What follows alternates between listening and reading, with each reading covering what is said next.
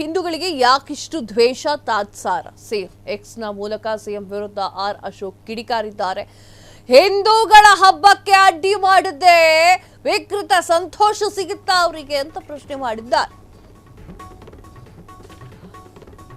ಹಿಂದೂಗಳೆಂದರೆ ಯಾಕಿಷ್ಟು ದ್ವೇಷ ತಾತ್ಸಾರ? ಸಿಎಂ ಎಕ್ಸ್ ಮೂಲಕ ಸಿಎಂ ವಿರುದ್ಧ ಆರ್ ಅಶೋಕ್ ಬೇಸರವನ್ನು ವ್ಯಕ್ತಪಡಿಸಿದ್ದಾರೆ. ಹಿಂದೂಗಳ ಹಬ್ಬಕ್ಕೆ ಅಡ್ಡಿ ಮಾಡದೆ ವಿಕೃತ ಸಂತೋಷ ಸಿಗುತ್ತಾ?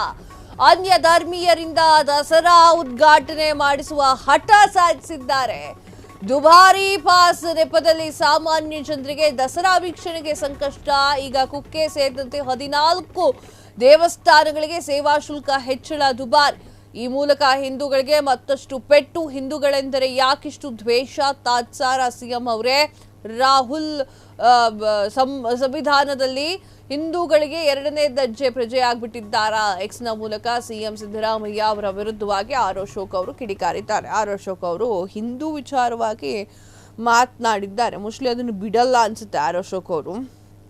ಹಿಂದೂಗಳ ವಿಚಾರವನ್ನ ಎತ್ತಿ ಹಿಡಿದಿರುವಂಥದ್ದು. ಹಿಂದೂಗಳೆಂದರೆ ಸಿಎಂ ಸಿದ್ದರಾಮಯ್ಯ ಅವ್ರಿಗೆ ಯಾಕೆಷ್ಟು ಬೇಸರ ಅಂತ ನೋಡಿ. ಎಕ್ಸ್ ಏನು ಬರ್ಕೊಂಡಿದ್ದಾರೆ ಅದನ್ನು ತೋರಿಸ್ತಾ ಇದ್ದೀವಿ. ಹಿಂದೂಗಳು ಅಂತಂದರೆ ಯಾಕಿಷ್ಟು ಬೇಸರ? ಹಿಂದೂ ಧರ್ಮದ ಹಬ್ಬಗಳಿಗೆ ಯಾಕೆ ಮುಸಲ್ಮಾನರು ಅಡ್ಡಿಯನ್ನು ನೀಡ್ತಾ ಇರ್ತಾರೆ, ಅಡ್ಡಿಯನ್ನು ಕೊಡ್ತಾರೆ? ಸಿಎಂ ಸಿದ್ದರಾಮಯ್ಯ ಅವರಿಗೆ ಹಿಂದೂಗಳು ಏನು ಮಾಡಿದ್ದಾರೆ, ಯಾಕಿಷ್ಟು ದ್ವೇಷ ಮತ್ತು ತಾತ್ಸಾರವನ್ನು ಮಾಡ್ತಾ ಇದ್ದಾರೆ ಅಂತ ಹೇಳಿ ಸಿಎಂ ವಿರುದ್ಧ ಆರ್ ಅಶೋಕ್ ಅವರು ಮಾತನಾಡಿರುವಂಥದ್ದು ಎಕ್ಸ್ನಲ್ಲಿ ಬರ್ಕೊಂಡಿದ್ದಾರೆ.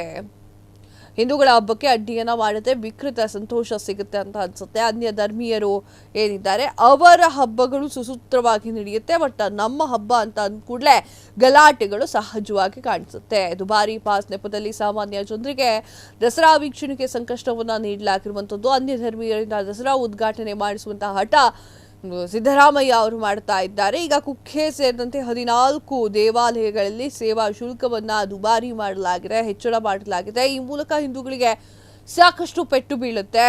ಈ ಮೂಲಕ ಹಿಂದೂಗಳಿಗೆ ಮತ್ತಷ್ಟು ಪೆಟ್ಟು ಬೀಳುವಂತಹ ಸಾಧ್ಯತೆ ಇದೆ. ಹಿಂದೂಗಳೆಂದರೆ ಯಾಕಿಷ್ಟು ದ್ವೇಷ ಮತ್ತು ತಾತ್ಸಾರ ಅಂತ ಹೇಳಿ ಸಿಎಂ ಅವರು ಪ್ರಶ್ನೆಯನ್ನ ಮಾಡಿದ್ದಾರೆ. ಸಿಎಂ ಅವರಿಗೆ ಇವರು ಪ್ರಶ್ನೆಯನ್ನ ಮಾಡಿದ್ದಾರೆ. ರಾಹುಲ್ ಸಂವಿಧಾನದಲ್ಲಿ ಹಿಂದೂಗಳ 2ನೇ ದರ್ಜೆ ಪ್ರಜೆಗಳಾಗ್ಬಿಟ್ರ? ಎಕ್ಸ್ನ ಮೂಲಕ ಆರ್ ಅಶೋಕ್ ಅವರು ಮಾತಿದ್ರು. ಕ್ಷಣ ಕ್ಷಣದ ಸುದ್ದಿಗಳಿಗಾಗಿ ಫ್ರೀಡಂ ಟಿವಿ ಸಬ್ಸ್ಕ್ರೈಬ್ ಮಾಡಿ, ಲೈಕ್ ಮಾಡಿ ಹಾಗೂ ಫಾಲೋ ಮಾಡಿ.